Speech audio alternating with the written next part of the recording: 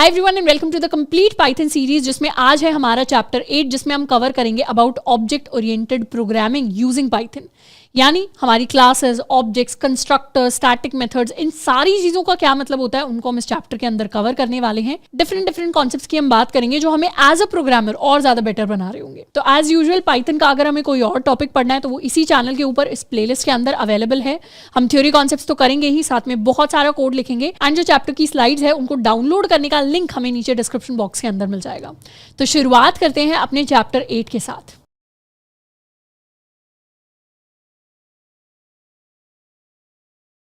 Hi everyone, और अब हम स्टार्ट करने वाले हैं अपने चैप्टर 8 के साथ, जिसमें हम पढ़ेंगे ऑब्जेक्ट्स एंड क्लासेस यानी ऑब्जेक्ट ओरिएंटेड प्रोग्रामिंग के बारे में, उसके जो डिफरेंट फंडामेंटल्स है। And in fact object oriented programming किसी भी प्रोग्रामिंग लैंग्वेज का one of the most important topic होता है, क्योंकि इससे रिलेटेड सवाल आपसे इंटरव्यूज के अंदर बहुत ज़्यादा पूछे जाते हैं। इनफैक्ट काफ़ी सारे थ्योरेटिकल कॉन्सेप्ट्स, काफ़ी सारे ऐसे प्रैक्टिकल कॉन्सेप्ट्स जो हम कंपनीज के अंदर जाके यूज़ कर रहे होते हैं टू एक्चुअली बिल्ड सिस्टम्स, वो उनमें से काफ़ी सारे कॉन्सेप्ट्स ऑब्जेक्ट ओरिएंटेड प्रोग्रामिंग से निकलते हैं। हो सकता है आज हम फर्स्ट टाइम अभी अपनी प्रोग्रामिंग पाइथन के अंदर कर रहे हो, कंपनी में जाके हम कुछ और सीखें, कोई नया फ्रेमवर्क सीखें, किसी और लैंग्वेज पर काम कर रहे हो, तब भी हो सकता है इनमें से कुछ सिमिलर कॉन्सेप्ट्स जो हम इस चैप्टर के अंदर सीखेंगे वो हम किसी दूसरी लैंग्वेज के अंदर अप्लाई कर रहे हो। तो इसीलिए this is going to be one of the most important concept जो हमें प्रोग्रामिंग के बारे में और कई सारी नई चीज़ें सिखाने वाला है। अब सबसे पहले बात करते हैं कि ऑब्जेक्ट ओरिएंटेड प्रोग्रामिंग का मतलब क्या होता है। Basically to map with real world scenarios we started using objects in code। शुरुआत में क्या होता था, शुरुआत में हम प्रोसीजरल प्रोग्रामिंग करते थे। प्रोसीजरल कहने का मतलब है कि सीक्वेंशली सारा का सारा कोड लिखा जाता था। फॉर एग्जाम्पल मैंने लिख दिया, मेरा एक वेरिएबल है a इज इक्वल टू 10, मेरा दूसरा वेरिएबल है, let me zoom in, b is equal to 20। मैंने कोई सम बनाया है, sum is equal to this a plus this b, then I am trying to print my sum a plus, या सीधा अपना सम वेरिएबल लिखते हैं। उसके बाद मुझे कोई डिफरेंस कैलकुलेट करना है, डिफरेंस के लिए I am going to write a minus b, and उसके बाद मैंने प्रिंट कर दिया अपना डिफरेंस। इस तरीके से मैंने क्या किया, बहुत सारा कोड, इसको वैसे तो मैंने सिंपल आपको लिख के दिखाया है, पर इसको हम बहुत सारे कोड की तरह इमेजिन कर रहे हैं जो एक के बाद एक हम लिखते चले गए। अब फिर हमने सीखा कॉन्सेप्ट फंक्शंस का, यानी शुरुआत की कई सारी जो क्लासेस थी उसके अंदर तो हम इसी तरीके से कोड लिखते जा रहे थे नॉर्मली, एक सीक्वेंस में, पहले एक लाइन, फिर दूसरी लाइन, फिर तीसरी लाइन, फिर चौथी लाइन, और हमें पता है एक सीक्वेंस में हमारा पूरा कोड एग्जीक्यूट होगा। इसको हम प्रोसीजरल प्रोग्रामिंग कहते हैं। उसके बाद फंक्शंस का कॉन्सेप्ट आया। फंक्शंस ने हमें सिखाया कि हम रीयूजेबिलिटी कैसे लेके आ सकते हैं कोड के अंदर, रिडंडेंसी को रिड्यूस करने के लिए और रीयूजेबिलिटी को लेके आने के लिए। Let me right these words. Functions की वजह से रिडंडेंसी डिक्रीज हो जाती है और रीयूजेबिलिटी कोड की क्या हो जाती है, बढ़ जाती है। इसको कहने का मतलब है कि कुछ चीज़ें अगर रिपीट होती हैं तो उनको कंबाइन करके एक सिंगल फंक्शन बना दो, तो उससे क्या हो गई, रिडंडेंसी डिक्रीज हो गई, रीयूजेबिलिटी बढ़ गई। अब वो जो हमने एक पीस ऑफ कोड बना दिया फंक्शन बोल के, उसको हम बार बार कितनी बार भी यूज़ कर सकते हैं। That is why functions were really important. तो बेसिकली हम प्रोसीजरल से फंक्शनल प्रोग्रामिंग के अंदर मूव कर गए, जो कि बेटर है। अब फंक्शन से भी एक और लेवल अप तरीका है जिसको हम कहते हैं ऑब्जेक्ट ओरिएंटेड प्रोग्रामिंग, जिसको हम इस चैप्टर के अंदर सीखने वाले हैं। इसके अंदर बेसिकली हमें पता है हम फंक्शंस तो बना ही सकते हैं, पर रिडंडेंसी को डिक्रीज करने के लिए एंड रीयूजेबिलिटी को, ये ज़्यादा इंपॉर्टेंट है, रीयूजेबिलिटी को बढ़ाने के लिए हम ऑब्जेक्ट्स एंड क्लासेस का भी यूज़ कर सकते हैं। अब जैसे कोड के अंदर फंक्शन को यूज़ करना कोई कंपलसरी नहीं है, हमारी मर्जी है। अगर हमें फील होता है कि मुझे कोई एक ऐसा पीस ऑफ कोड है जिसको मुझे फंक्शन बनाना चाहिए, तो हम उसको फंक्शन बनाते हैं। हम हर चीज़ को फंक्शन नहीं बनाते। वैसे ही अगर कभी किसी कोड के अंदर हमें फील होता है कि हमें क्लासेस एंड ऑब्जेक्ट्स को यूज़ करना है, तब हम वहाँ पे ऑब्जेक्ट ओरिएंटेशन को यूज़ करते हैं। तो वो कंप्लीटली हमारे ऊपर है। इंपॉर्टेंट कॉन्सेप्ट्स को हम पढ़ रहे हैं, पर इन कॉन्सेप्ट्स को यूज़ करना कंपलसरी नहीं है। पर हाँ, इंटरव्यू पॉइंट ऑफ व्यू से and practical programming point of view से हमें सारे कॉन्सेप्ट्स आने चाहिए if we want to become a good developer, if we want to become a good programmer. अच्छा, रियल वर्ल्ड के अंदर हमने ऑब्जेक्ट एंड क्लास दोनों टर्म सुनी होंगी। ऑब्जेक्ट हम किसे कहते हैं रियल वर्ल्ड के अंदर, किसी भी चीज़ को हम ऑब्जेक्ट कह सकते हैं। This mouse is an object, ये कीबोर्ड एक ऑब्जेक्ट हो गया, this pencil is going to be an object, everything is an object. तो यहाँ पर भी मतलब वही होता है, मतलब किसी भी चीज़ को ऑब्जेक्ट बनाया जा सकता है, पर ऑब्जेक्ट बनाने से पहले हम उस ऑब्जेक्ट की क्लास बनाते हैं ऑब्जेक्ट ओरिएंटेड प्रोग्रामिंग के अंदर। डायरेक्टली हम ऑब्जेक्ट्स नहीं बनाते, ऑब्जेक्ट को बनाने से पहले ऑब्जेक्ट की क्लास बनाई जाती है। क्लास बेसिकली एक ब्लूप्रिंट होता है। इन दोनों ही टर्म्स को हम डिटेल में स्टडी करेंगे। तो पहले हम क्लास बनाते हैं, जैसे हमारे स्कूल के अंदर एक क्लास होती थी, फिर उसके अंदर एक एक स्टूडेंट को हम बिठाना शुरू करते हैं। ये जो हमारा एक एक स्टूडेंट होता है, this is an object, this is an object, this is an object, this is an object. तो इस तरीके से हम अपनी सारी चीज़ों को इमेजिन करते हुए चलेंगे कि जिन कॉन्सेप्ट्स को प्रोग्रामिंग के अंदर यूज़ किया जाता है, रियल वर्ल्ड में हम उनको किस तरीके से जोड़ सकते हैं रियल वर्ल्ड प्रॉब्लम्स को सॉल्व करने के लिए। And in fact very interesting thing कि पाइथन के अंदर बहुत सारी ऑब्जेक्ट्स एंड क्लासेस के साथ हम ऑलरेडी डील कर चुके हैं। पाइथन के अंदर जो लिस्ट होती हैं, लिस्ट आर ऑब्जेक्ट्स, जो स्ट्रिंग्स होती हैं, स्ट्रिंग्स आर ऑब्जेक्ट्स। एंड इस चैप्टर के एंड तक हमें धीरे धीरे रियलाइज हो जाएगा इन दोनों टर्म्स का क्या मतलब है और कैसे हम इन्हें ऑलरेडी यूज करते आ रहे थे। ऑल्सो हमारा जो ऑब्जेक्ट ओरिएंटेशन का चैप्टर होता है वो थोड़ा सा थ्योरेटिकल होता है, पर हम उसे बहुत आसान तरीके से समझ रहे होंगे with a lot of different examples. अब सबसे पहले ऑब्जेक्ट ओरिएंटेशन के अंदर हम बात करने वाले हैं कि क्लास और ऑब्जेक्ट का एग्जैक्टली क्या मतलब होता है। सबसे पहले क्लास के बारे में बात करते हैं। Class is a blueprint for creating objects. जैसे ब्लूप्रिंट होता है, जैसे मान लेते हैं किसी कार ने अपनी फैक्ट्री लगाई हुई है। अब कार की जो लाइन है जिसमें कार्स प्रोड्यूस होंगी, जैसे अगर मर्सिडीज की जो जीएलएस है वो एक गाड़ी है, अब उसे बनाने से पहले उसका ब्लूप्रिंट तैयार होगा कि जितनी भी वो सेम मॉडल वाली गाड़ियां होंगी उन सबके अंदर ये सारे फीचर्स होने चाहिए। तो बेसिकली क्लास वो ब्लूप्रिंट है जिसमें हम सबसे पहले बताते हैं कि ऑब्जेक्ट के अंदर क्या क्या फीचर्स होने चाहिए। अगर एक स्टूडेंट हम लेकर आने वाले हैं कॉलेज के अंदर, तो स्टूडेंट के लिए कौन कौन सी इन्फॉर्मेशन है जो हमें अपने सिस्टम के अंदर सेव करवानी पड़ेगी। स्टूडेंट का नाम भी सेव करवाना पड़ेगा, उसका एड्रेस भी सेव करवाना पड़ेगा, उसका रोल नंबर भी सेव करवाना पड़ेगा। कितनी इन्फॉर्मेशन है, तो जितनी भी इन्फॉर्मेशन हमें सेव करवानी पड़ती है किसी एक पर्टिकुलर ऑब्जेक्ट के लिए, उसे हम एक क्लास के अंदर लिख रहे होते हैं एंड उसी को हम ब्लूप्रिंट कह देते हैं for an object. For example, हमें अपने कॉलेज के लिए कोई सिस्टम बनाना है। अब कॉलेज हमें कहता है कि हमें बहुत सारे स्टूडेंट्स की इन्फॉर्मेशन स्टोर करनी है। एक तो तरीका है कि वो बहुत सारे स्टूडेंट्स की जो इन्फॉर्मेशन है ना, उसे हम एक लिस्ट की फॉर्म में स्टोर कर लें। जैसे for example, this is my list. List के अंदर पहले स्टूडेंट का नाम स्टोर कर लें, this is the students name, उसके बाद उनके मार्क्स स्टोर कर लें, कुछ भी चीज़ें हम स्टोर कर सकते हैं। उसके बाद और डिफरेंट रेलेवेंट इन्फॉर्मेशन स्टोर कर लें। हम लिस्ट से भी कर सकते हैं, हम डिक्शनरी से भी कर सकते हैं, बहुत सारे डिफरेंट तरीके हैं। पर सबसे प्रैक्टिकल तरीका होगा एक क्लास एंड ऑब्जेक्ट के कॉन्सेप्ट को यूज़ करना। कैसे? सबसे पहले तो हम ब्लूप्रिंट डिफाइन करेंगे, यानी क्लास लिख कर डिफाइन करेंगे हम स्टूडेंट के लिए क्या स्टोर कराना चाहते हैं। तो क्लास को डिफाइन करने के लिए हम लिखते हैं क्लास कीवर्ड एंड उसके बाद हम लिखते हैं अपनी क्लास का नाम। क्लास का नाम कुछ भी हो सकता है, जैसे वेरिएबल्स का नाम होता है। एंड जनरली जो हमारा क्लास का नाम होता है उसे हम कैपिटल लेटर से हमेशा स्टार्ट करते हैं। तो हमने एक क्लास बना ली स्टूडेंट नाम से, और अब इसके अंदर हम बता रहे हैं कि स्टूडेंट के लिए क्या क्या इन्फॉर्मेशन स्टोर होनी चाहिए। तो अपने कोड के अंदर let's try to create a class. हम एक क्लास बना रहे हैं स्टूडेंट, एंड स्टूडेंट क्लास के अंदर लेट्स सपोज मुझे बस नेम सेव करवाना है। अभी के लिए मेरे जितने भी स्टूडेंट होंगे सबको मैं सेम नेम देना चाहती हूँ। सबको मैंने क्या दिया है? सेम नेम दे दिया है। मतलब एक स्टूडेंट क्लास के अंदर जो भी स्टूडेंट बनेगा उसका नाम हमेशा यही नाम होगा। अब क्या कर सकते हैं, ये तो मैंने स्टूडेंट बना दिया, पर क्लासेस को हम डायरेक्टली यूज नहीं करते। क्लास की फिर हमें ऑब्जेक्ट बनानी होती है। इसको वैसे ही हम इमेजिन कर सकते हैं जैसे हमारी स्कूल के अंदर क्लास होती है, पर उसके अंदर क्लास अकेली होगी, उसका कोई फायदा नहीं होगा। क्लास के अंदर जब स्टूडेंट्स बैठे हुए हैं, एक्चुअल स्टूडेंट्स, उनका फायदा है।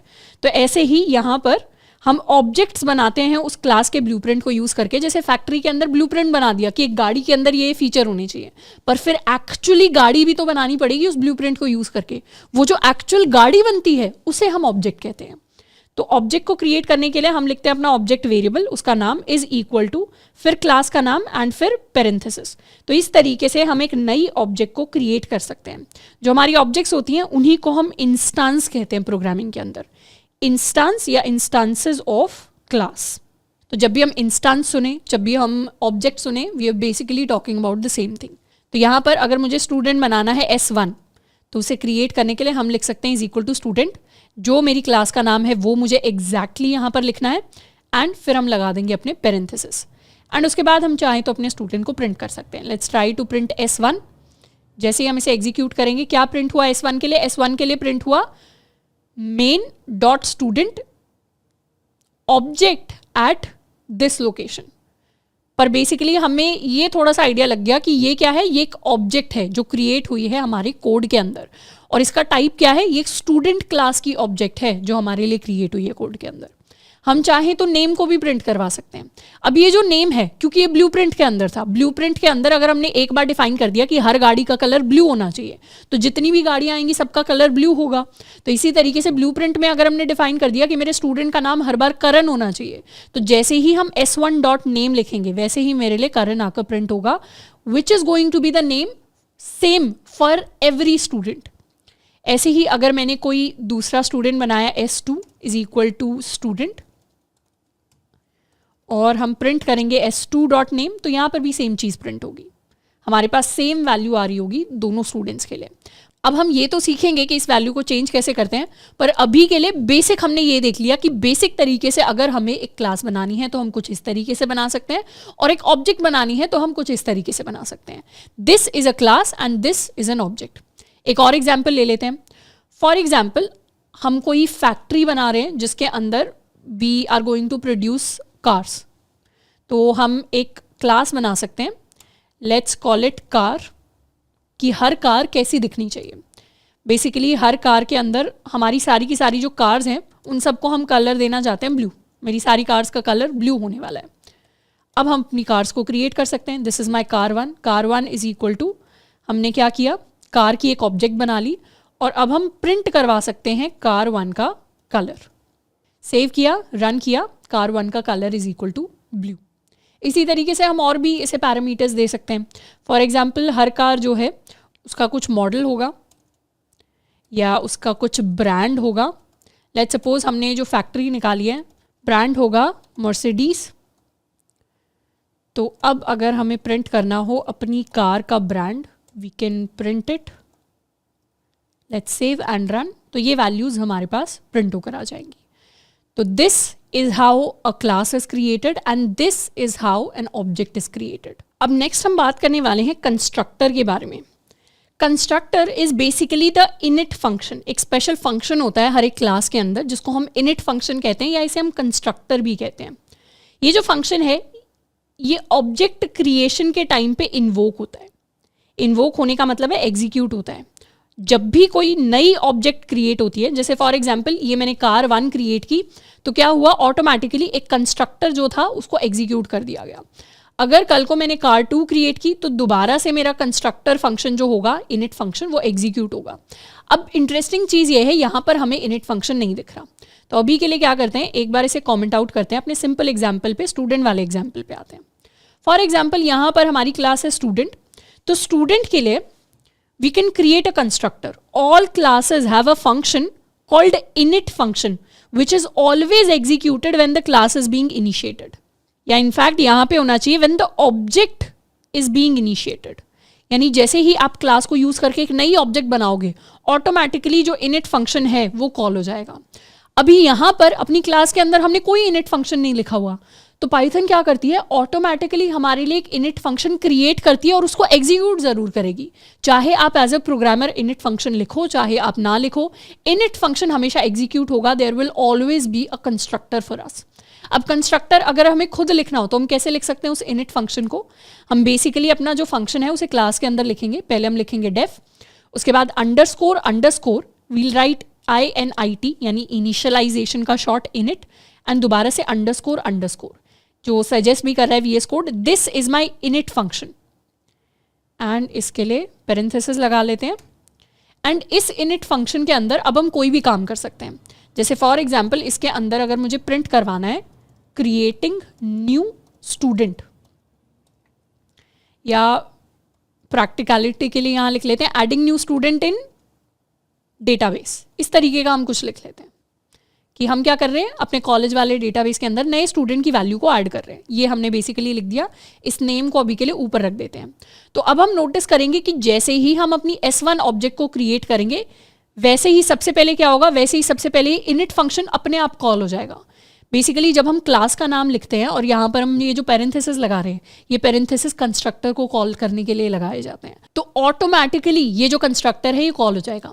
अच्छा, एक और इंटरेस्टिंग चीज अबाउट द कंस्ट्रक्टर कि कंस्ट्रक्टर हमेशा एक आर्ग्यूमेंट लेता है, या इसे कह सकते हैं एक पैरामीटर लेता है, which is called the self parameter. मतलब इस तरीके से अगर हम अपना कंस्ट्रक्टर डिफाइन करेंगे तो जो फर्स्ट पैरामीटर होगा वो हमेशा एक सेल्फ पैरामीटर होगा। तो यहाँ पर हमें साथ में लिखना पड़ेगा सेल्फ। अब ये सेल्फ का क्या मतलब होता है?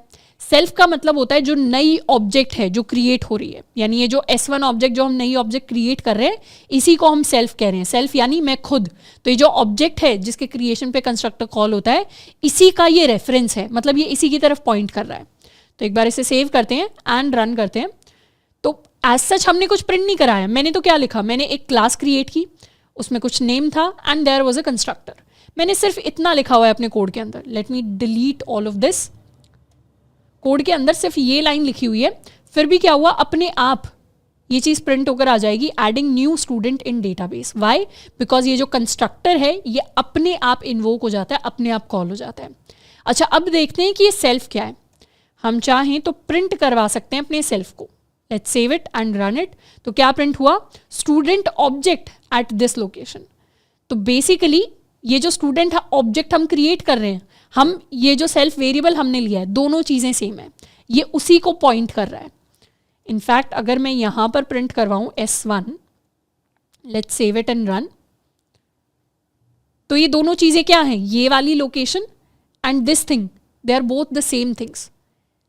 ये जो S1 वाली ऑब्जेक्ट है जिसको बस हमने नाम S1 दे दिया है, इंटरनली सेल्फ का वही मतलब है कि हम इस S1 ऑब्जेक्ट की बात कर रहे हैं। और अब अगर हम अलग अलग स्टूडेंट्स को अलग अलग नाम देना चाहते हैं तो कंस्ट्रक्टर के अंदर हम मल्टीपल पैरामीटर्स भी ले सकते हैं। जैसे एक हमारा सेल्फ पैरामीटर हो गया, सेल्फ हमेशा फर्स्ट पैरामीटर होता है, उसके बाद हम चाहें तो कोई फुल नेम नाम का वेरिएबल ले सकते हैं। और यहाँ पर क्योंकि ये कंस्ट्रक्टर ही है एक तरीके से, यहाँ पे हम अपना नाम पास कर सकते हैं। तो लेट्स सपोज फर्स्ट जो स्टूडेंट है उसका नाम हम करण रखना चाहते हैं। अब हम हर स्टूडेंट का नाम करण नहीं रखेंगे, तो यहाँ पर what we can do is हम self dot name is equal to full name कर सकते हैं। तो बेसिकली यहाँ पे क्या हुआ, जो भी वैल्यू हम यहाँ से पास करेंगे वो फुल नेम के अंदर आ जाएगी। और सेल्फ के अंदर बेसिकली S1 वाले स्टूडेंट के अंदर नेम की वैल्यू, नेम एक नया वेरिएबल इसके अंदर क्रिएट हो जाएगा क्लास के अंदर, जिसके अंदर फुल नेम की वैल्यू असाइन हो जाएगी। तो जब हम S1 डॉट नेम करेंगे तो उसकी वैल्यू प्रिंट होगी हमारे पास Karan. Let's save it and run it. तो S1 डॉट नेम क्या आया? करण आया। आई होप ये हमें प्रोसेस समझ में आया होगा कि हमने एक ऑब्जेक्ट क्रिएट की, ऑब्जेक्ट के अंदर क्या किया, एक कंस्ट्रक्टर क्रिएट कर दिया। कंस्ट्रक्टर अगर हम खुद क्रिएट नहीं करते तो पाइथन ऑटोमेटिकली हमारे लिए कर देती है। और कंस्ट्रक्टर के अंदर हमेशा हमें एक आर्ग्यूमेंट पास करना होता है, which is my self argument. अगर इस सेल्फ को हम यहाँ पर नहीं लिखेंगे तो हमारे पास एरर आ जाएगा। अच्छा, ये जो पैरामीटर हमारा होता है सेल्फ, इसको ज़रूरी नहीं है कि हम सेल्फ बोलें। इसे अगर मैं ABCD बोलना चाहूँ और यहाँ पर मैं लिखूँ ABCD, तो बेसिकली मैं कह रही हूँ मेरा जो ऑब्जेक्ट है उसको मैं नाम दे रही हूँ, दिस इज एन एलियास, कि मैं अपनी ऑब्जेक्ट को ABCD बोलना चाहती हूँ। ये वाला कोड भी कंप्लीटली वैलिड है और इसके अंदर कोई एरर नहीं आएगा। पर क्योंकि जनरली सारे के सारे जो प्रोग्रामर्स होते हैं वो यहाँ पे सेल्फ ही लिख रहे होते हैं, क्योंकि अगर आप किसी और के कोड पर भी काम करोगे कंपनी के अंदर जाके तो वहाँ पे कोई कन्फ्यूजन नहीं होना चाहिए कि what is exactly the reference here. तो इसीलिए हम जनरली क्या लिखेंगे, जनरली क्या, हमेशा ही हमें यहाँ पे सेल्फ लिखने की कोशिश करनी है, कोई और एज सच हमें खुद से नाम क्रिएट नहीं करना। तो what is self? Self is the reference. In fact यहाँ मैंने लिखा भी हुआ है, the self parameter is a reference to the current instance of the class, यानी अभी जिस ऑब्जेक्ट को हम क्रिएट कर रहे हैं उसकी बात हो रही है। अगर हम किसी नई ऑब्जेक्ट को क्रिएट करेंगे तो फिर उसकी बात होगी, फिर किसी और को करेंगे तो फिर उसकी बात होगी। And it is used to access variables that belong to the class, यानी क्लास के अंदर हम वेरिएबल्स को एक्सेस कर सकते हैं यूजिंग सेल्फ, या फिर हम नए वेरिएबल्स जैसे इस नेम को हमने क्या किया, क्रिएट कर दिया। अब ऐसे ही हम कोई दूसरा स्टूडेंट बना सकते हैं, S2 is equal to student, इसको हम नाम दे देते हैं अर्जुन, एंड फिर क्या करेंगे, प्रिंट कर देंगे S2 का भी नेम। बिल्कुल सेम काम जो इसके लिए हुआ था वही सेम काम यहाँ पे होने वाला है। इसको सेव कर देते हैं, रन करते हैं। क्या प्रिंट हुआ? सबसे पहले तो करण के लिए हमारे यहाँ पर कंस्ट्रक्टर कॉल हुआ होगा तो उसने ये प्रिंट करवाया, फिर हमने S1 का नेम प्रिंट करवाया। फिर सेकंड कंस्ट्रक्टर कॉल हुआ यहाँ पर, तो कंस्ट्रक्टर हर नई ऑब्जेक्ट के साथ एक बार कॉल होता है, तो यहाँ पे वो चीज़ प्रिंट होकर आ गई। फिर हमने S2 का नेम प्रिंट करवा दिया तो S2 का नेम हमारे पास प्रिंट होकर आ गया। तो इस तरीके से हमारा कंस्ट्रक्टर वर्क करता है एंड इस तरीके से हमारा सेल्फ पैरामीटर वर्क करता है। सेल्फ पैरामीटर की हेल्प से हम डिफरेंट वेरिएबल्स या डिफरेंट डेटा को स्टोर कर सकते हैं। अच्छा, ये जो भी डेटा हम ऑब्जेक्ट के लिए स्टोर करते हैं, जैसे S1 के लिए हमने नेम स्टोर किया या सारे स्टूडेंट्स के लिए नेम स्टोर किया, इन सबको हम एट्रीब्यूट्स कहते हैं। ये जितना भी डेटा स्टोर किया जाता है इस सारे डेटा को हम एट्रीब्यूट्स कहते हैं, यानी जो वेरिएबल्स होते हैं, the data that is stored inside the class और इनसाइड द ऑब्जेक्ट, या फिर इन्हें हम वेरिएबल्स कह लें, इन्हीं को प्रोग्रामिंग के अंदर वी कॉल देम एट्रीब्यूट्स। यहाँ पे हम चाहें तो मल्टीपल वैल्यूज भी भेज सकते हैं, जैसे फुल नेम के साथ हम अपने मार्क्स भी सेंड कर सकते हैं। अच्छा, यहाँ पे इसे फुल नेम बोलना ज़रूरी नहीं है, हम चाहें तो इसे सिंपली नेम भी कह सकते हैं। इसको नेम कह दिया, इसको नेम कह दिया। तो जब हम नेम कह रहे हैं, यहाँ पर जब हम नेम लिख रहे हैं, नेम का मतलब है जो पैरामीटर में नेम आया है, और यहाँ पे सेल्फ डॉट नेम का मतलब है जो ऑब्जेक्ट के अंदर नया क्रिएट होने वाला है। ऐसे ही self dot marks is equal to marks, ये जनरली वो सिंटैक्स है जो हमें बहुत जगह देखने को मिलेगा, इसीलिए मैं सेम नाम दे रही हूँ। जनरली प्रोग्रामर्स क्या करते हैं, इस वैल्यू को एंड इस वैल्यू को दोनों को सेम ही नाम देते हैं, तो हम भी उसी की आदत डाल लेते हैं। तो अब हम स्टूडेंट्स के मार्क्स भी सेंड करना स्टार्ट कर सकते हैं। Let's suppose they scored 97 and they scored 88। तो अब हम चाहें तो s2 डॉट नेम के साथ s2 डॉट मार्क्स को भी प्रिंट करवा सकते हैं एंड यहाँ पर s1 डॉट मार्क्स को प्रिंट करवा सकते हैं। Let's save it and run. तो ये हमारे s1 के नाम एंड मार्क्स हो गए, ये हमारे s2 के नेम एंड मार्क्स हो गए। तो इस तरीके से हमारी क्लासेस हम क्रिएट करते हैं, उसके अंदर हम एक कंस्ट्रक्टर क्रिएट कर सकते हैं। कंस्ट्रक्टर के अंदर जब एक नई ऑब्जेक्ट बन रही है तो एडिशनल इन्फॉर्मेशन भी हम पास कर सकते हैं, ताकि वो एडिशनल इन्फॉर्मेशन हमारी ऑब्जेक्ट के साथ जाके स्टोर हो जाए और कल को इसी ऑब्जेक्ट से हम उस इन्फॉर्मेशन को एक्सेस कर सकते हैं और उसे किसी और काम के लिए यूज कर सकते हैं। सो this is how the concept of object orientation works. उसी सेम डेटा को हम स्ट्रिंग के अंदर भी स्टोर करा सकते थे। ये जो स्टूडेंट एंड मार्क्स का सेम डेटा है, इसको लिस्ट के अंदर भी स्टोर करा सकते थे, इसे हम डिक्शनरी के अंदर भी स्टोर करा सकते थे। बिल्कुल कंपलसरी नहीं है क्लासेस एंड ऑब्जेक्ट्स को यूज करना, पर कई बार ऐसे रियल लाइफ सिनेरियोज आएंगे जब हमें क्लासेस एंड ऑब्जेक्ट्स को यूज करना पड़ेगा। पर अभी हम क्या कर रहे हैं, सिंपल एग्जाम्पल से इस पूरे कॉन्सेप्ट को समझने की कोशिश कर रहे हैं, ताकि जब हमारे पास कॉम्प्लेक्स प्रॉब्लम्स आए तब हमारे पास ये सारी की सारी नॉलेज अवेलेबल हो। ऑल्सो जो हमारे कंस्ट्रक्टर्स होते हैं, इन्हें भी थियोरेटिकली हम दो कैटेगरीज के अंदर डिवाइड कर सकते हैं। जैसे एक तो हो गया ये कंस्ट्रक्टर, एंड इसी का एक और वर्जन बनाते हैं। Let's suppose I have this additional constructor. तो ये वाला फर्स्ट वाला ऐसा कंस्ट्रक्टर है जिसके अंदर सिर्फ एक ही वेरिएबल है, एक ही पैरामीटर है, which is my self parameter. तो ऐसे कंस्ट्रक्टर्स को जनरली हम डिफॉल्ट कंस्ट्रक्टर्स कहते हैं। We call them default constructors. अगर डिफॉल्ट कंस्ट्रक्टर को हम नहीं बनाएंगे तो बाय डिफॉल्ट उन्हें पाइथन बना देगा। मतलब उसके अंदर definitely this thing won't be printed, यानी अगर मैं यहाँ पास भी लिख दूँ या कुछ प्रिंट करवा दूँ तो ये डिफॉल्ट कंस्ट्रक्टर की कैटेगरी में आएगा। एंड दूसरे होते हैं हमारे पास पैरामीटराइज्ड कंस्ट्रक्टर्स। पैरामीटराइज्ड कंस्ट्रक्टर्स का मतलब होता है वो कंस्ट्रक्टर जिसके अंदर सेल्फ के अलावा भी कुछ और पैरामीटर्स होते हैं। तो ये हमारा पैरामीटराइज्ड कंस्ट्रक्टर की कैटेगरी में आता है और ये हमारा डिफॉल्ट कंस्ट्रक्टर की कैटेगरी में आता है। और एक ही क्लास के अंदर हम दो कंस्ट्रक्टर्स अगर लिख देते हैं, फॉर एग्जाम्पल हमने इस तरीके से कॉल लगाई, एग्जीक्यूट करेंगे तो कौन सा कंस्ट्रक्टर एग्जीक्यूट हुआ, वो कंस्ट्रक्टर एग्जीक्यूट हुआ जो आपके पैरामीटर्स के साथ मैच कर रहा है। अब ये वाला जो डिफॉल्ट कंस्ट्रक्टर है, इससे हमारे पैरामीटर मैच ही नहीं हो रहे, तो ऑब्वियसली ये वाला फंक्शन तो रन करेगा ही नहीं, ये वाला फंक्शन रन करेगा। एंड जनरली एक सिंगल क्लास के लिए हम मल्टीपल कंस्ट्रक्टर्स एज सच बनाते नहीं है। हम क्या करते हैं, अपनी नीड देखते हैं और उसके हिसाब से हम एक ही सिंगल कंस्ट्रक्टर जो है उसे डिफाइन कर रहे होते हैं। So this was all about constructors. अब हम पढ़ने वाले हैं एट्रीब्यूट्स के बारे में। हमारे पास दो तरीके के, ऑलरेडी हमने देख लिया एट्रीब्यूट का क्या मतलब होता है। एट्रीब्यूट का मतलब होता है कोई भी डेटा, यानी कोई भी वेरिएबल, जैसे नेम हो गया, ये मार्क्स हो गए, ये एट्रीब्यूट वैल्यूज है मेरी क्लास के लिए। अब जब भी हम एट्रीब्यूट की बात करते हैं तो हमारे पास दो तरीके के एट्रीब्यूट्स होते हैं। एक होते हैं हमारे क्लास एट्रीब्यूट्स जो सारी की सारी ऑब्जेक्ट्स के लिए कॉमन होते हैं, जो पूरी क्लास के लिए, मतलब जो क्लास ओन करती है और सारी ऑब्जेक्ट्स के लिए कॉमन होते हैं। और एक होते हैं इंस्टेंस एट्रीब्यूट जो हर ऑब्जेक्ट के हिसाब से अलग होते हैं। फॉर एग्जाम्पल हमने क्लास बनाई हुई है स्टूडेंट नाम से। अब स्टूडेंट के लिए पहले स्टूडेंट 1 आएगा, स्टूडेंट 2 आएगा, स्टूडेंट 3 आएगा, स्टूडेंट 4 आएगा।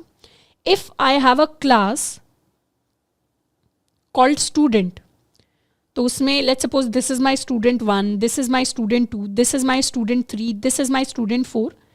क्या मैं कह सकती हूँ हर स्टूडेंट के लिए नेम अलग होगा? इसका जो नेम होगा वो S2 वाले नेम से अलग हो सकता है, इसका भी नाम अलग हो सकता है, इसका भी नाम अलग हो सकता है। ऐसा नहीं है कि हम एक बार नाम डिफाइन कर देंगे और सारे स्टूडेंट्स का सेम नाम हो जाएगा, ऐसा नहीं होगा। तो जितनी भी स्टूडेंट ऑब्जेक्ट्स हैं या स्टूडेंट इंस्टेंसेस हैं, उन सबके लिए नाम अलग होगा। तो लॉजिकली अगर हर एक स्टूडेंट ऑब्जेक्ट का नाम अलग होगा तो क्या मैं कह सकती हूँ ये जो नेम है ये एक ऑब्जेक्ट या इंस्टेंस एट्रीब्यूट होना चाहिए। मतलब ये एक ऐसा डेटा होना चाहिए जो हर ऑब्जेक्ट का अलग होना चाहिए। तो ऐसा डेटा जो हर ऑब्जेक्ट का अलग होता है उसको हम सेल्फ डॉट करके डिफाइन करते हैं। जैसे हमें पता है हर स्टूडेंट का नाम अलग होगा, हर स्टूडेंट के मार्क्स अलग होंगे, तो हम सेल्फ डॉट लिखेंगे, सेल्फ डॉट मार्क्स लिखेंगे। तो सेल्फ डॉट नेम कहने का मतलब है कि हर ऑब्जेक्ट का नाम अलग होगा, सेल्फ डॉट मार्क्स कहने का मतलब है सेल्फ यहाँ पे क्या है, सेल्फ यहाँ पे ऑब्जेक्ट का रेफरेंस है, मतलब हम ऑब्जेक्ट के लिए मार्क्स डिफाइन कर रहे हैं, हम यहाँ ऑब्जेक्ट के लिए नेम डिफाइन कर रहे हैं। तो ये जो नेम सेल्फ डॉट मार्क्स हैं, ये दोनों क्या हैं, ये दोनों इंस्टेंस एट्रीब्यूट्स हैं, हर एक ऑब्जेक्ट के लिए अलग होंगे।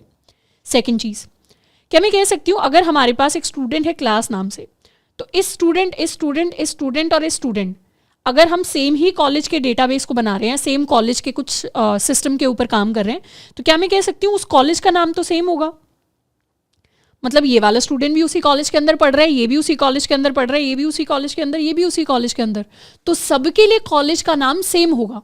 तो क्या यहाँ पे मैं कॉलेज का नाम अलग से स्टोर करवाऊँ, यहाँ पे कॉलेज का नाम अलग से स्टोर कराऊँ, यहाँ पे कॉलेज का नाम, यहाँ पे कॉलेज का नाम, क्या वो सेंस बनाता है? वो बिल्कुल सेंस नहीं बनाता, क्योंकि ऑब्जेक्ट्स क्या करती हैं, ऑब्जेक्ट्स अपनी मेमोरी के अंदर जगह को ऑक्यूपाई करती हैं, दे occupy space in the memory. जब ये ऑब्जेक्ट क्रिएट होगी और उसका नाम अलग से स्टोर होगा, फॉर एग्जाम्पल ये जो ऑब्जेक्ट है इसके लिए नाम हमने डिफाइन किया है करण, इसके लिए नाम डिफाइन कर दिया अर्जुन, इसके लिए नाम डिफाइन कर दिया टोनी, इसके लिए नाम डिफाइन कर दिया ब्रूस, तो ये भी अलग से स्पेस ऑक्यूपाई करेगी मेमोरी में, ये भी अलग से स्पेस ऑक्यूपाई करेगी मेमोरी में, ये भी अलग से स्पेस ऑक्यूपाई करेगी मेमोरी में, ये भी अलग से स्पेस ऑक्यूपाई करेगी मेमोरी में। हर एक नई ऑब्जेक्ट मेमोरी के अंदर स्पेस ऑक्यूपाई करती है। पर अगर मुझे पता चले जाए सारी ऑब्जेक्ट्स के लिए सेम ही डेटा मुझे स्टोर कराना है, तो क्या मैं उसे 4 डिफरेंट बार, या कल को अगर मुझे 1000 ऑब्जेक्ट्स बनानी हुई, तो क्या मैं उस सेम वेरिएबल को, सेम चीज़ को, सेम एट्रीब्यूट को 1000 टाइम स्टोर करवाना चाहूँगी? बिल्कुल भी नहीं। तो इसीलिए जो चीज़ कॉमन होती है उसे हम एक क्लास एट्रीब्यूट बना देते हैं और उसे हम एक टाइम, एक ही सिंगल बार मेमोरी के अंदर स्टोर कराते हैं। कैसे? जैसे अगर हर स्टूडेंट के लिए कॉलेज नेम सेम है, तो कॉलेज नेम को मैं कंस्ट्रक्टर के अंदर सेल्फ डॉट समथिंग नहीं, यहाँ पे डिफाइन कर दूंगी that my college name is ABC college. तो हर स्टूडेंट के लिए कॉलेज नेम सेम हो जाएगा। मैं चाहूँ तो अब कॉलेज नेम को प्रिंट भी करवा सकती हूँ।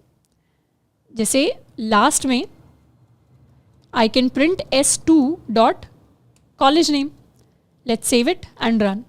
तो S2 के लिए उसके कॉलेज का नाम प्रिंट हो गया। एंड ये जो वेरिएबल है कॉलेज नेम, क्योंकि ये सेल्फ के साथ डिफाइन नहीं हुआ, इसीलिए मेमोरी के अंदर एक ही बार स्टोर होता है। अगर आप 10 ऑब्जेक्ट्स भी क्रिएट कर दोगे तब भी ये मेमोरी में एक ही बार स्टोर होगा, पर क्योंकि हर ऑब्जेक्ट के लिए नेम डिफरेंट है तो वो मेमोरी में 10 बार स्टोर होगा, क्योंकि अलग अलग वैल्यूज हैं स्टोर करने के लिए। मार्क्स डिफरेंट है तो मार्क्स भी अलग अलग हैं, अलग अलग स्टोर होंगे। तो जो चीज़ें कॉमन होती हैं सारी की सारी ऑब्जेक्ट्स के लिए, उन्हें हम एक क्लास एट्रीब्यूट बना देते हैं, और क्लास एट्रीब्यूट्स को एक्सेस करने के लिए हम सिंपली क्लास डॉट एट्रीब्यूट भी लिख सकते हैं। जैसे यहाँ S2 डॉट कॉलेज नेम लिखने की जगह मैं सीधा लिख सकती थी स्टूडेंट अपनी क्लास का नाम डॉट कॉलेज नेम, ये भी कंप्लीटली वैलिड होता है, उससे भी वही वैल्यू हमारे पास प्रिंट होकर आती है। पर अगर मुझे इस नेम को एक्सेस करना है तो उसके लिए हम S2 डॉट नेम या S1 डॉट नेम इस तरीके से एक्सेस करते हैं। अच्छा, यहाँ पे कुछ स्टूडेंट्स के दिमाग में एक और हो सकता है डाउट आ रहा हो। For example I have this one student S1, let's try this.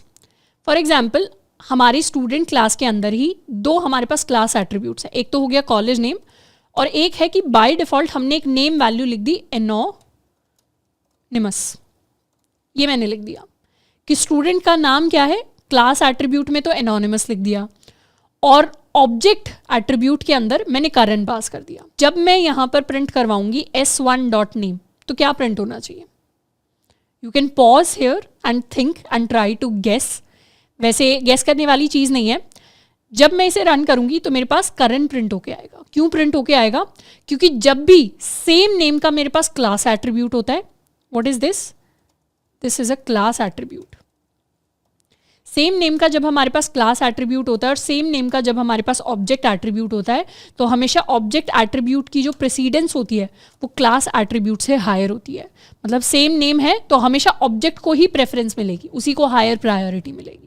तो पर ऐसे जनरली हम करते भी नहीं हैं। Generally object attribute and class attributes हम सेम नहीं रखते हैं। वो जनरली उस केस में लिया जाता है, लेट्स सपोज किसी ऑब्जेक्ट ने अपना नाम ही नहीं दिया, किसी स्टूडेंट ने अपना नाम ही नहीं दिया, तो उसका नाम बाय डिफॉल्ट एनोनिमस हो जाएगा। That is basically one of the purposes why you would use it, but in this case it is not making a lot of sense. पर ये ज़रूर याद रखना है कि जब भी ऑब्जेक्ट एट्रीब्यूट क्लास एट्रीब्यूट की सेम वैल्यू होती है, हमेशा ऑब्जेक्ट एट्रीब्यूट को हायर प्रेफरेंस, हायर प्रायोरिटी मिलती है इन यूजेज। नेक्स्ट हम बात करने वाले हैं अबाउट मेथड्स। अब जो भी हमारी क्लास होती है, क्लास के अंदर दो चीज़ें स्टोर हो सकती हैं। एक होता है डेटा और एक होते हैं कुछ मेथड्स। डेटा का मतलब है एट्रीब्यूट्स। तो class is a collection of two things, attributes, methods. Attributes का मतलब होता है क्या क्या प्रॉपर्टीज है आपके पास। मेथड्स का मतलब होता है आप क्या क्या कर सकते हो। जैसे कार है, कार का मुझे ब्लूप्रिंट बनाना है, तो पहले तो मैं बताऊंगी कि कार की माइलेज क्या है, कार का कलर क्या है, कार का इंजन कितने सीसी का है, या कार का बेसिकली टायर का साइज़ क्या है। इस तरीके की डिफरेंट डिफरेंट चीज़ें बताई जाएंगी। ये सारे के सारे एट्रीब्यूट्स हैं, उसकी प्रॉपर्टीज़ हैं। पर फिर मुझे बताना पड़ेगा ये कार रन कैसे होती है, कार स्टार्ट कैसे होती है, कार स्टॉप कैसे होती है, कार का इंजन कैसे स्टार्ट होता है। जो भी हमारे फंक्शंस होते हैं उन्हें हम मेथड्स कह देते हैं। तो methods are basically functions that belong to objects. जब क्लास के अंदर हमने कोई फंक्शंस लिख दिए, फंक्शंस को ही हम मेथड्स कहते हैं। जो फंक्शन क्लास के अंदर लिखे जाते हैं उन्हीं को हम मेथड्स कह देते हैं। तो अभी तक जो हम स्ट्रिंग मेथड्स को पढ़ते आए हैं, या हम लिस्ट मेथड्स को पढ़ते आए हैं, या लेट्स सपोज कोई डिक्शनरी का मेथड हमने अगर पढ़ा है, तो इन सब के लिए मेथड्स कैसे आए थे? इन सब के लिए मेथड्स इसलिए आए थे क्योंकि ये सारी की सारी क्लासेस होती थी जिनके हम ऑब्जेक्ट क्रिएट करते थे, फिर ऑब्जेक्ट के लिए हम मेथड को यूज़ कर रहे होते थे। तो लेट्स सपोज ये हमने क्लास बनाई हुई है, क्लास के लिए यहाँ पर हमने कंस्ट्रक्टर डिफाइन किया हुआ है, और इस तरीके से हम अपना मेथड डिफाइन कर सकते हैं। हम लिख सकते हैं डेफ, उसके अंदर हम अपने मेथड का नाम लिख सकते हैं। We can call our self, और जो क्लास के अंदर हम मेथड्स लिखते हैं उसके अंदर हमेशा हम फर्स्ट पैरामीटर अपना सेल्फ पैरामीटर लिखते हैं, एंड फिर हमारी मर्जी होती है उसको हम चाहें तो यूज़ कर सकते हैं, चाहें तो ना यूज़ करें। इस तरीके से हम अपने मेथड्स को डिफाइन कर सकते हैं, और यूज़ करने के लिए हम लिखते हैं अपने ऑब्जेक्ट का नाम डॉट अपने मेथड का नाम। इस तरीके से हम एग्जीक्यूट कर सकते हैं। For example, let me remove this print line. For example, हम एक मेथड बना सकते हैं दैट सेज हेलो। अगर मैंने इस तरीके का कुछ मेथड बनाया जो सिंपली कहता है हेलो, या जो कहता है वेलकम स्टूडेंट, एंड इसे इनफैक्ट वेलकम कह देते हैं इस मेथड को। ये कहता है वेलकम स्टूडेंट, अभी के लिए सिर्फ वेलकम स्टूडेंट कह रहा है। Let's save it. तो यहाँ पर वेलकम स्टूडेंट को कॉल करने के लिए हम लिख सकते हैं s1 डॉट वेलकम, और इस मेथड को हम कॉल कर सकते हैं। अच्छा, जब हम इस मेथड को कॉल करेंगे हमारे पास एरर आएगा कि welcome takes 0 positional arguments but 1 was given, कि हम कोई आर्ग्यूमेंट नहीं पास कर रहे। बेसिकली यहाँ पर वेलकम के अंदर हमें सेल्फ को सबसे पहले लिखना पड़ेगा, यानी सेल्फ पैरामीटर हमेशा हम सबसे पहले लिखते हैं। Let's save it and run now. तो वेलकम स्टूडेंट हमारे लिए आकर प्रिंट हो गया। चाहे हम सेल्फ को अंदर यूज़ कर रहे हो चाहे ना यूज़ कर रहे हो, हर मेथड के अंदर हम सेल्फ को जनरली लिख रहे होते हैं। अब सेल्फ को यूज़ करते हुए हम उसकी प्रॉपर्टीज़ को भी एक्सेस कर सकते हैं। जैसे I can type self dot name, तो उससे वेलकम स्टूडेंट और फिर स्टूडेंट का नाम हमारे लिए प्रिंट होकर आ जाएगा। Let's save it and run. तो ये क्या हुआ, हमारा पूरा मेथड एग्जीक्यूट हो गया। उसी तरीके से हम एक मेथड बना सकते हैं डेफ गेट मार्क्स। ये सेल्फ आ गया, हम प्रिंट कर सकते हैं। या ये फंक्शन क्या करता है, ये फंक्शन रिटर्न करता है self dot marks. Self dot marks को रिटर्न कर रहा है, तो यहाँ हम प्रिंट करवा सकते हैं s1 dot get marks, and इसे एग्जीक्यूट कर देंगे। तो जो भी वैल्यू रिटर्न होगी वो हमारे लिए प्रिंट होकर आ जाएगी। Let me minimize it a bit, and इसे जब हम रन करेंगे तो हमारे लिए मार्क्स प्रिंट हो जाएंगे स्टूडेंट के। तो इस तरीके से हम अपने डिफरेंट डिफरेंट मेथड्स को क्रिएट कर सकते हैं पाइथन के अंदर, और फिर हम उन्हें यूज़ कर सकते हैं फॉर द ऑब्जेक्ट्स। तो अभी तक जो जो हमने सीखा उसको एक बार रिवाइज कर लेते हैं।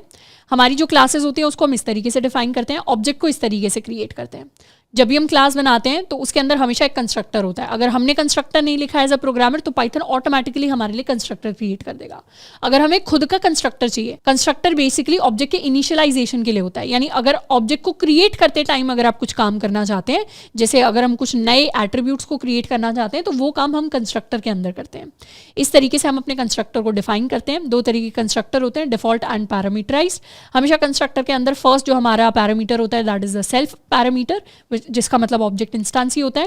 एंड उसके बाद हम डिफरेंट पैरामीटर्स ले सकते हैं, अपने एट्रीब्यूट्स को हम क्रिएट कर सकते हैं। दो तरीके के एट्रीब्यूट्स होते हैं, एक होते हैं क्लास एट्रीब्यूट्स, एक होते हैं ऑब्जेक्ट एट्रीब्यूट्स। उसके अलावा क्लास के अंदर हम अपने मेथड्स को क्रिएट करते हैं। क्लास के अंदर जो फंक्शंस होते हैं उन्हीं को हम मेथड्स कहते हैं। मेथड्स के अंदर हम हमेशा सेल्फ को लिख रहे होते हैं। ये जो मेथड्स होते हैं ये हमारी क्लास के फंक्शंस होते हैं। जैसे ये हम मेरा पहला मेथड हो गया।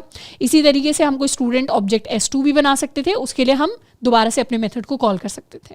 तो क्लासेस एंड ऑब्जेक्ट्स के बारे में जो बेसिक इंपॉर्टेंट चीज़ें हैं उनको हमने कवर किया है। तो एक बार एक प्रैक्टिस क्वेश्चन को हम सॉल्व कर लेते हैं। तो the question is telling us to create student class that takes name and marks of 3 subjects. तो हम क्या कर सकते हैं, क्लास बना सकते हैं। इसे हम कह देंगे स्टूडेंट। इसके अंदर बेसिकली हम एक कंस्ट्रक्टर बनाएंगे। तो we'll define our constructor underscore init. Init के अंदर सबसे पहले तो सेल्फ ही आ जाएगा। उसके बाद हमें बोला जा रहा है कि हमें नेम पास करना है और फिर 3 सब्जेक्ट्स के हमें मार्क्स पास करने हैं। या तो हम 3 अलग अलग वेरिएबल्स पास कर सकते हैं, नहीं तो हम चाहें तो एक प्रॉपर लिस्ट भी पास कर सकते हैं। Will try the list method. Subjects as arguments in constructor, then create a method to print the average of all the subjects. तो ये सारी की सारी चीज़ें हम करने वाले हैं। Let's clear our screen. सबसे पहले एक क्लास बनाते हैं स्टूडेंट नाम से। स्टूडेंट क्लास के अंदर अपना एक कंस्ट्रक्टर बनाते हैं, डेफ इनिट। इसके अंदर सेल्फ आएगा, हमारे पास हमारा नेम आने वाला है एंड हमारे पास मार्क्स आने वाले हैं। I am going to assume marks is a list, मतलब मार्क्स जब पास होंगे तो कुछ इस तरीके से हमारे पास आ रहे होंगे, 99, 98, 97, इस तरीके से मार्क्स हमारे पास आ रहे होंगे। तो यहाँ हम डिफाइन कर सकते हैं self dot name is equal to this name and self dot marks is equal to marks. एक स्टूडेंट ऑब्जेक्ट बनाकर भी देख लेते हैं। S1 is equal to student and इसके अंदर वैल्यूज पास कर देते हैं। पहले तो हम स्टूडेंट का नाम पास कर सकते हैं, let's call him Tony Stark, and फिर मार्क्स पास कर देंगे 99, 98, 97 इस तरीके से। तो लेट्स सेव इट। अब सेकेंड पार्ट हमें कह रहे हैं to create a method to print the average. तो इसी के अंदर we are going to define, let's call it get average. इसके अंदर सेल्फ तो आएगा ही, सेल्फ के अलावा हमें कुछ और लेने की ज़रूरत नहीं है एवरेज के लिए। तो यहाँ पर सबसे पहले तो हम सम कैलकुलेट करेंगे। The sum is going to be self dot marks, या एक लूप रन कर सकते हैं। सेल्फ का सम लेने के लिए हम एक लूप रन कर सकते हैं। शुरुआत में sum is equal to 0 for value in marks. I can add all the values in my marks and then print hi. Let's print the name first. Hi dot name. Your score is, your average score is sum divided by 3. यहाँ पर भी इसे self dot marks कर देते हैं। तो basically gate average हमने एक मेथड बना लिया। मेथड के अंदर सेल्फ तो आएगा ही। सम से पहले हमने सारे के सारे सेल्फ डॉट मार्क्स, ये जो लिस्ट थी इसका हमने सारी वैल्यूज़ का सम कैलकुलेट किया और फिर एवरेज को प्रिंट करवा दिया। Let's save it and call S1 dot get average. Save किया, रन किया। Hi Tony Stark, your average score is 98.0। तो क्या हो गया, एवरेज स्कोर मेरे लिए कैलकुलेट होकर आ गया। ऑल्सो एडिशनली जो हमारे एट्रीब्यूट्स होते हैं, जैसे for example this name is my attribute, S1 के लिए this is the object attribute. अगर कल को मुझे जाकर इस नाम को भी चेंज करना है, अगर लेट्स सपोज मैं S1 डॉट नेम को चेंज करके करना चाहती हूँ आयरन मैन, एंड उसके बाद if I call S1 dot average marks, तो मेरी एट्रीब्यूट की वैल्यू को मैं डायरेक्टली भी चेंज कर सकती हूँ। Let's save it and run it. तो ये क्या हुआ, अब मेरा नाम यहाँ पर डिफरेंट प्रिंट होकर आ रहा है। तो इस तरीके से अपने एट्रीब्यूट्स की वैल्यू को चेंज करना, उनको मैनिपुलेट करना भी पॉसिबल है क्लासेस एंड ऑब्जेक्ट्स के अंदर। नेक्स्ट जिस कॉन्सेप्ट के बारे में हम बात करेंगे that is going to be static methods. अभी तक जो हमने मेथड्स देखे हैं, जैसे हमारा गेट एवरेज मेथड हो गया, कोई और मेथड हो गया, ये सारे के सारे नॉन स्टैटिक मेथड्स होते हैं, यानी नॉर्मल मेथड्स। अब हम एक स्पेशल टाइप के मेथड के बारे में बात करने वाले हैं which are called static methods. Static methods are methods that don't use the self parameter. अभी तक हमने देखा हर मेथड के अंदर कुछ इस तरीके से हमारे जो सेल्फ पैरामीटर है ये हमें हमेशा लिखना पड़ता है। पर अगर हम यूज ही नहीं करना चाहते सेल्फ को, फॉर एग्जाम्पल अगर मुझे एक फंक्शन बनाना है हेलो, और उसके अंदर मैं सिर्फ प्रिंट करवाना चाहती हूँ हेलो। अगर हमने ऐसा कुछ लिखा और फिर हमने इसे यूज़ करने की कोशिश की, if I try to write s1.hello, this will give me an error. Run किया, I will get an error. Why am I getting an error? क्योंकि बाय डिफ़ॉल्ट हेलो के अंदर सेल्फ होना चाहिए, जो हमने नहीं लिखा, पर इस फंक्शन के अंदर सेल्फ का कोई सेंस नहीं बनता। तो इसीलिए हम इसे स्टैटिक मेथड बना सकते हैं। इस मेथड को हम चेंज कर सकते हैं टू अ स्पेशल कैटेगरी। तो जो हमारे स्टैटिक मेथड्स होते हैं उनके अंदर सेल्फ पैरामीटर नहीं होता and they work at class level, मतलब वो ऑब्जेक्ट लेवल पे काम नहीं करते। तो जब भी हम कोई क्लास बनाते हैं, लेट्स सपोज ये हमारी क्लास है, ये हमारी ऑब्जेक्ट 1 है, this is my object 2, this is my object 3। जो सेल्फ है वो तो ऑब्जेक्ट्स के लिए यूज होता है ना। तो यहाँ पे सेल्फ का मतलब ऑब्जेक्ट 1 है, यहाँ पे सेल्फ का मतलब ऑब्जेक्ट 2 है, यहाँ पे सेल्फ का मतलब ऑब्जेक्ट 3 है। पर अगर आप ऐसा मेथड बना रहे हो जिसमें ऑब्जेक्ट की ज़रूरत नहीं है, जैसे हेलो प्रिंट करने के लिए हम ऑब्जेक्ट का तो कोई एट्रीब्यूट या कुछ और यूज़ कर ही नहीं रहे, तो उसे क्या करो, ऑब्जेक्ट लेवल पे नहीं, अब उसे क्लास लेवल पे ले आओ। तो इसीलिए जो क्लास लेवल पे मेथड्स होते हैं उनको हम स्टैटिक मेथड्स कहते हैं। स्टैटिक मेथड्स को बनाने के लिए हम लिखते हैं @static method, this is a decorator. Decorator क्या होता है वो भी हम बात करेंगे। बेसिकली डेकोरेटर लिखकर हम ये बता रहे हैं कि हम स्टैटिक मेथड को क्रिएट करना चाहते हैं, फिर अपना हम नॉर्मली स्टैटिक मेथड क्रिएट कर सकते हैं। जैसे यहाँ पर इस हेलो के अंदर एरर को हटाने के लिए मुझे सिंपली लिखना है @static। यहाँ सजेस्ट भी हो रहा है, what is this? It converts a function to be a static method. ये एक ऐसा डेकोरेटर है which converts a normal function to be a static method. अब अगर मैंने इसे सेव किया और रन किया तो कोई एरर नहीं आएगा, हमारे लिए सिंपली हेलो प्रिंट हो जाएगा। So this is what we call a decorator in Python. इसके अलावा भी और भी डेकोरेटर्स होते हैं, पर decorators allow us to wrap another function in order to extend the behaviour of the wrapped function without permanently modifying it. और भी सिंपल भाषा में समझाऊं तो बेसिकली एक फंक्शन है जो डेकोरेटर है, जो पैरामीटर में भी फंक्शन लेता है और आउटपुट में भी फंक्शन देता है।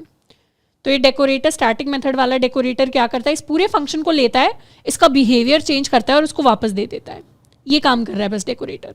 बाकी हम डेकोरेटर्स को आगे भी देखने वाले हैं, तो अभी टेंशन लेने की जरूरत नहीं है। बेसिकली हमें @static मेथड लिखना पड़ेगा किसी भी नॉर्मल फंक्शन को स्टैटिक बनाने के लिए, and this static method is a decorator which is changing the behaviour of my normal function. था तो ये नॉर्मल फंक्शन ही, बस इसका बिहेवियर चेंज करके इसको एक स्टैटिक मेथड बना दिया गया है। तो जब भी हमारे पास ऐसे मेथड्स होते हैं जिनके अंदर एज सच सेल्फ की ज़रूरत नहीं होती, तो उन्हें हम क्लास लेवल पे लेके आ सकते हैं और उनके लिए हम स्टैटिक मेथड डेकोरेटर को यूज़ कर सकते हैं। नेक्स्ट हम बात करने वाले हैं अबाउट 2 इंपॉर्टेंट कॉन्सेप्ट्स, जिनको मैं 2 पिलर्स ऑफ ऊप्स कहूँगी, 2 pillars of object orientation. Basically जब भी किसी भी लैंग्वेज के अंदर हम ऑब्जेक्ट ओरिएंटेशन प्रोग्रामिंग पढ़ते हैं, चाहे आपका ऑलरेडी C++ बैकग्राउंड है, चाहे आपका जावा बैकग्राउंड है, या अभी हम पाइथन पढ़ रहे हैं, हर लैंग्वेज के अंदर there are generally 4 pillars of object orientation. एक पिलर होता है एब्स्ट्रैक्शन, मतलब ये 4 थ्योरेटिकल डेफिनेशन है। इनके नाम याद करने मुश्किल है, इनका मतलब बहुत आसान है। जितना मुश्किल आपको एब्स्ट्रैक्शन एज अ वर्ड याद रखना में दिक्कत होगी, मतलब इसका मतलब बहुत ही आसान है, कुछ नहीं है। मतलब बस इस शब्द को ही याद करना सबसे मुश्किल चीज़ है, ये मान लो, बस इंग्लिश है और कुछ नहीं है। Abstraction, encapsulation, inheritance and polymorphism. ये 4 पिलर्स हैं जिनके ऊपर पूरा ऑब्जेक्ट ओरिएंटेशन खड़ा होता है। इनमें से इन दोनों को हम अपने नेक्स्ट पार्ट में डिस्कस करेंगे। अभी बस एब्स्ट्रैक्शन और इनकैप्सुलेशन को डिस्कस करेंगे, बहुत ईजी है। एब्स्ट्रैक्शन, एब्स्ट्रैक्ट का मतलब होता है बेसिकली इंग्लिश के अंदर इसको कह सकते हैं छुपा हुआ, या ऐसी चीज़ जो क्लियर नहीं है। जैसे अगर एब्स्ट्रैक्ट आर्ट आपने वर्ड सुना होगा। एब्स्ट्रैक्शन का मतलब प्रोग्रामिंग के अंदर, ऊप्स के अंदर होता है hiding the implementation details of a class, यानी क्लास के अंदर किस तरीके से चीज़ें इंप्लीमेंट हो रही हैं एग्जैक्टली वो आपने हाइड कर लिया, और आप यूज़र को सिर्फ इंपॉर्टेंट फीचर्स दिखा रहे हो। मतलब जो अननेसेसरी चीज़ें हैं ना, जिनकी ज़रूरत नहीं है यूज़र को, आपने वो छुपा ली। फॉर एग्जाम्पल, जब एक गाड़ी चलती है, जब एक इंजन स्टार्ट होता है, तो इंटरनली क्या प्रोसेस हो रहा है इंजन के अंदर, वो कभी एक ड्राइवर को पता ही नहीं चलेगा, मतलब अनलेस एंड अनटिल जाके आप उसको सर्च ना करो। पर एज सच जब आप क्लच प्रेस करते हो, जब आप एक्सेलरेटर को प्रेस करते हो, तब एज सच हमें इंजन के अंदर एग्जैक्टली क्या हो रहा है, फ्यूल के साथ क्या हो रहा है, कंबस्शन कैसे काम कर रहा है, वो सारी चीज़ें हमें दिख नहीं रही, पर वो हो तो रही है इंटरनली। तो कार वाले ने क्या किया, कार मैन्युफैक्चरर ने क्या किया, अननेसेसरी चीज़ें, जैसे इंजन के अंदर क्या हो रहा है उसके ड्राइवर को एज सच मतलब नहीं है, उसे तो अपनी गाड़ी स्टार्ट करनी है, तो अननेसेसरी डिटेल्स तो छुपा ली। और जो नेसेसरी चीज़ें थी सिर्फ वो दिखाई, एसेंशियल चीज़ें दिखाई यूज़र को। ये होता है एब्स्ट्रैक्शन का मतलब। For example, if I create a class dot car, car मैंने क्लास बनाई, इसके अंदर let's suppose I create a function called start, और ये फंक्शन क्या करता है, कार को स्टार्ट करता है। तो इसके अंदर सबसे पहले यहाँ सेल्फ ले लेते हैं एंड इनफैक्ट एक कंस्ट्रक्टर भी बना लेते हैं, डेफ एक कंस्ट्रक्टर लिख लेते हैं, इनिट, इसके अंदर सेल्फ आएगा एंड जैसे ही सेल्फ आएगा हम क्या करेंगे, हर कार के अंदर हम एक एक्सेलरेटर क्रिएट करेंगे। ये मेरा एक्सेलरेटर है, या let's call it dot ACC। Her car के अंदर एक एक्सेलरेटर को हम क्रिएट कर सकते हैं। शुरुआत में एक्सेलरेटर क्या है, हम इसे कह सकते हैं फॉल्स, या प्रेस नहीं किया हुआ अभी एक्सेलरेटर को। उसके अलावा हर कार के अंदर एक ब्रेक हो सकता है। अच्छा, ब्रेक इज़ अ कीवर्ड, हम इसे कह देते हैं BRK, सेल्फ डॉट BRK। हर कार के अंदर एक ब्रेक होता है, शुरुआत में हमने ब्रेक को भी प्रेस नहीं किया हुआ। और हर कार के अंदर हमारे पास एक क्लच हो सकता है, शुरुआत में क्लच को भी हमने प्रेस नहीं किया हुआ। तो ये हमने क्या किया, एक कार डिफाइन कर दी। अब कार को जैसे हम स्टार्ट करते हैं, सबसे पहले हम क्लच को प्रेस करेंगे, तो हमारा सेल्फ डॉट क्लच की वैल्यू पहले हो जाएगी ट्रू के इक्वल। उसके बाद हम एक्सेलरेटर को थोड़ा सा प्रेस करेंगे, तो सेल्फ डॉट मतलब डोंट टेक इट लिटरली, हम यहाँ सिर्फ एक एग्जाम्पल ले रहे हैं। एंड फिर क्या करेंगे, कार हमारी स्टार्ट हो जाएगी, तो हम प्रिंट करवा देंगे कार स्टार्टेड। ये हमने एक क्लास बना ली, नॉर्मल क्लास बनाई कार, इसके इनिशियलाइज किया। हर कार के अंदर एक्सेलरेटर, ब्रेक और क्लच तो होता ही है, शुरुआत में सारे फॉल्स हैं, किसी को प्रेस नहीं किया हुआ। जब कार को स्टार्ट करना है तब हमें क्या करना पड़ेगा, तब हमें क्लच को भी दबाना पड़ेगा, तब हमें एक्सेलरेटर को प्रेस करना पड़ेगा और कार हमारी स्टार्ट हो जाएगी। तो let's create a car one object is equal to car, जिसके अंदर हमें कुछ पास नहीं करना। और फिर मैं क्या करना चाहती हूँ, मैं अपनी कार को स्टार्ट करना चाहती हूँ। Let's save it and run it. अब जैसे ही मैंने कार को स्टार्ट करने के लिए अपना कोड लिखा, कार स्टार्ट हो गई, ये चीज़ प्रिंट हो गई। पर बैकग्राउंड के अंदर ये जो अननेसेसरी स्टेप्स थे कि क्लच को पहले ट्रू किया, एक्सेलरेटर को पहले ट्रू किया, ये तो यहाँ पे मुझे आज सच पता नहीं चल रही। ये सारे स्टेप्स कहाँ पे, ये सारे स्टेप्स तो क्लास के अंदर है, क्लास के बाहर तो कोई अननेसेसरी चीज़ प्रिंट नहीं हुई ना। क्लास के बाहर कुछ ऐसी चीज़ मुझे दिखाई नहीं दी जो इंटरनली इंप्लीमेंट हो रही है। So assuming that this is an automatic car, ये जो अननेसेसरी डिटेल्स थी ये हाइड हो गई, और सिर्फ जो नेसेसरी चीज़ें थी जिनकी मुझे ज़रूरत थी कार को स्टार्ट करने के लिए, उनकी मेरे पास एक्सेस थी। This is called abstraction. यहाँ पे हमने क्या किया, अपने कोड के अंदर एब्स्ट्रैक्शन को इंप्लीमेंट कर दिया। यही होता है एब्स्ट्रैक्शन। बेसिकली कोड के अंदर जब आप अननेसेसरी इंप्लीमेंटेशन डिटेल्स को हाइड कर लो एंड सिर्फ ज़रूरी चीज़ें दिखाओ यूज़र को, उसे हम एब्स्ट्रैक्शन कह देते हैं। सेकेंड होता है एनकैप्सुलेशन। एनकैप्सुलेशन, इसके अंदर कैप्सूल एक इंपॉर्टेंट वर्ड है।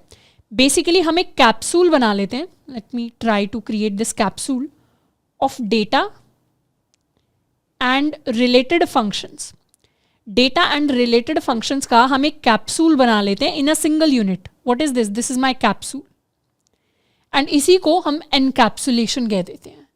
बेसिकली हमने एक क्लास बना दी जिसके अंदर एट्रीब्यूट्स हैं, जिसके अंदर मेथड्स भी हैं, और उसी की हम ऑब्जेक्ट बना के यूज़ कर रहे हैं।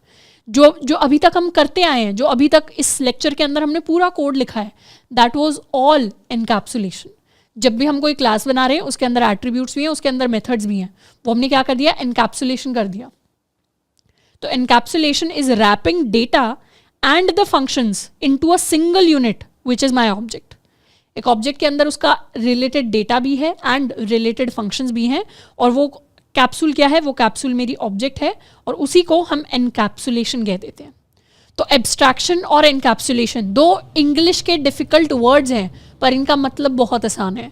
जो अभी तक क्लासेज एंड ऑब्जेक्ट्स का हमने कोड लिखा है, यही एब्स्ट्रैक्शन और यही एनकैप्सुलेशन है। कुछ डिफ़िकल्ट नहीं है इसके अंदर अंडरस्टैंड करने के लिए। पर हाँ, इन दोनों की डेफिनेशन बहुत इंपॉर्टेंट है, क्योंकि इंटरव्यूअर आपसे डेफिनेशन भी पूछ सकता है, या अगर आपका कोई एग्जाम है कॉलेज के अंदर पाइथन का, तो उसके अंदर भी डेफिनेशन इज़ रियली इंपॉर्टेंट, उसको हम याद कर सकते हैं। नेक्स्ट, अब एक और प्रैक्टिस क्वेश्चन को सॉल्व करते हैं। We have to create an account class with 2 attributes. एक अकाउंट नाम की, ये बेसिकली बैंक अकाउंट की हम बात कर रहे हैं, उसके अंदर 2 एट्रीब्यूट्स होंगे। एक तो बैलेंस होगा हमारा, बैंक बैलेंस, एंड एक हमारा अकाउंट नंबर। 2 एट्रीब्यूट्स हमें क्रिएट करने हैं। उसके बाद हमें क्रिएट करने हैं मेथड्स, जिससे हम अकाउंट से कुछ भी अमाउंट डेबिट कर सके, क्रेडिट कर सकें। डेबिट मतलब अकाउंट के अंदर से वैल्यू को घटा लेना, क्रेडिट मतलब कुछ बैलेंस के अंदर ऐड कर देना। एंड फिर एक और मेथड हमारे पास होगा विच prints the balance.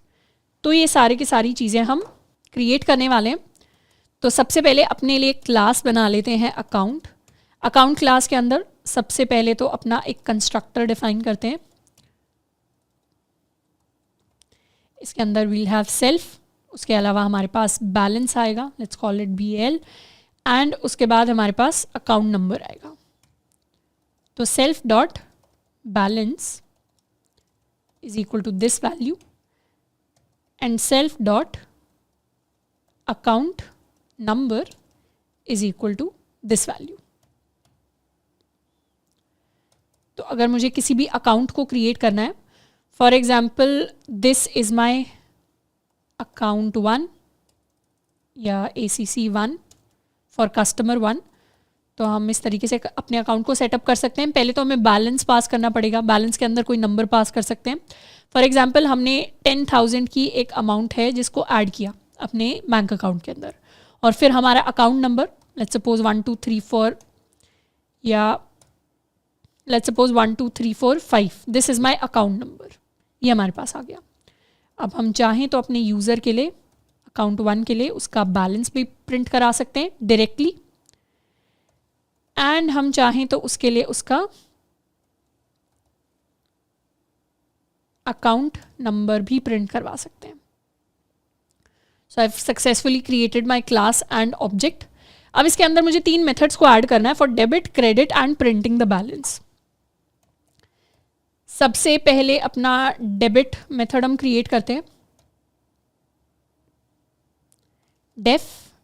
Debit, debit के अंदर हमें सेल्फ को यूज़ करना पड़ेगा, क्योंकि जब भी अमाउंट डेबिट होगी, मतलब अगर आप कुछ भी लेना चाहते हैं बैंक अकाउंट से, तो बैलेंस की वैल्यू डिक्रीज होगी। और बैलेंस किसके पास है? बैलेंस है हर एक ऑब्जेक्ट का, हर एक अकाउंट का अलग बैलेंस है, दूसरे अकाउंट का अलग बैलेंस है, तीसरे अकाउंट का अलग बैलेंस है। तो यहाँ पे बैलेंस से अमाउंट डिक्रीज होगी। Let's suppose this is the amount that we want to take out from our account.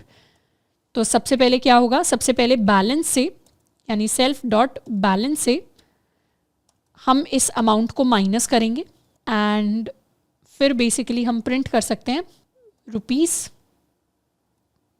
RS amount was debited, या फ्रॉम योर अकाउंट, ठीक है, इट इज़ गिवन। तो ये हमारा डेबिट मेथड हो गया। एंड कुछ इसी तरीके का हमारा क्रेडिट मेथड होने वाला है।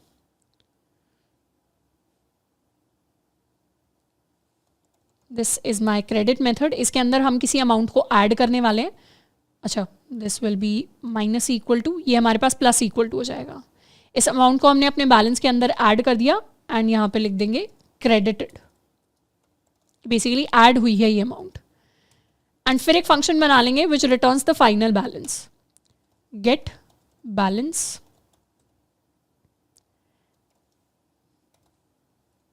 एंड ये बेसिकली क्या करता है? ये रिटर्न करता है सेल्फ डॉट बैलेंस को। इनफैक्ट हम चाहें तो यहाँ पर भी हम कॉल कर सकते हैं। जैसे हमने प्रिंट कर दिया डेबिटेड, उसके बाद हम प्रिंट करवा सकते हैं total balance is equal to, और यहाँ पे हम गेट या सेल्फ डॉट गेट बैलेंस को कॉल कर लेंगे। सेम चीज़ हम यहाँ पर प्रिंट करवा सकते हैं। तो हमारा जो इंटरनल ही मेथड था उसी को कॉल करके जब भी कोई भी अमाउंट डेबिट या क्रेडिट होगी, हम अपना फाइनल बैलेंस जो है उसे प्रिंट करवा लेंगे। So this is my account class. इसके अंदर बैलेंस एंड अकाउंट नंबर है। फिर मैंने अमाउंट डेबिट की है, डेबिट की तो बैलेंस से हट गई, प्रिंट होकर आ गया, एंड फाइनल बैलेंस आ गया। क्रेडिट हुई तो ऐड हो गई बैलेंस में, प्रिंट होकर आ गया, एंड फाइनल टोटल बैलेंस आ गया। एंड एक गेट बैलेंस का इंटरनल फंक्शन हमने ऑलरेडी बनाया हुआ है। Let's try to do some things. पहले सबसे पहले अकाउंट के अंदर हम लेट्स सपोज डेबिट करना चाहते हैं। हम इसके अंदर से I want to take out 1000 rupees.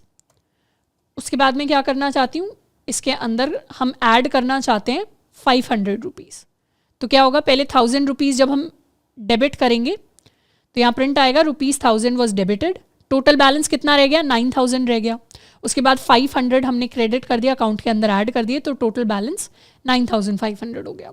उसके बाद लेट्स सपोज हमारी सैलरी आ जाती है at the start of the month. Let's suppose my salary is 40,000। इसको सेव किया, लेट्स री एग्जीक्यूट। तो जो 9500 था उसके अंदर 40,000 ऐड हो गया, इट बिकम्स 49,500। उसके बाद दोबारा से आई have to pay my rent, I might be spending about 10,000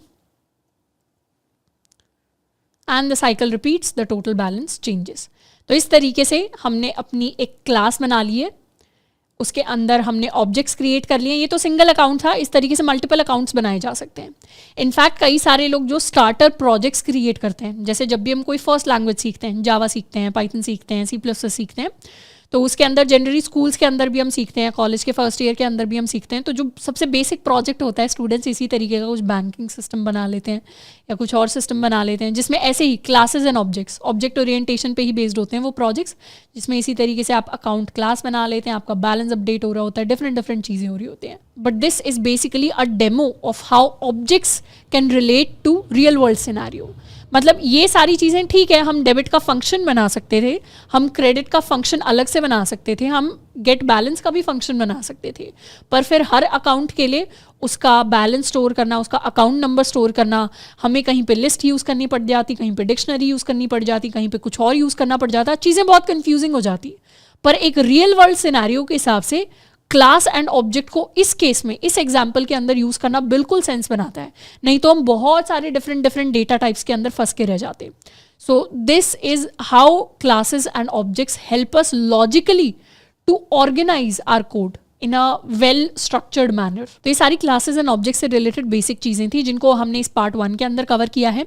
और भी कई सारे कॉन्सेप्ट्स होते हैं जिनके बारे में अभी हमने बात की, जैसे इनहेरिटेंस हो गया, जैसे पॉलीमॉर्फिज्म हो गया, इनफैक्ट कैसे हम प्राइवेट एट्रीब्यूट क्रिएट कर सकते हैं, कैसे प्राइवेट मेथड क्रिएट कर सकते हैं, डिलीट कैसे करते हैं किसी एट्रीब्यूट को। ये छोटी छोटी इंपॉर्टेंट चीज़ें हैं जिन्हें हम कवर करेंगे अपने पार्ट 2 के अंदर। तो आज के लिए इतना ही, मिलते हैं नेक्स्ट लेक्चर के अंदर। Till then keep learning and keep practising.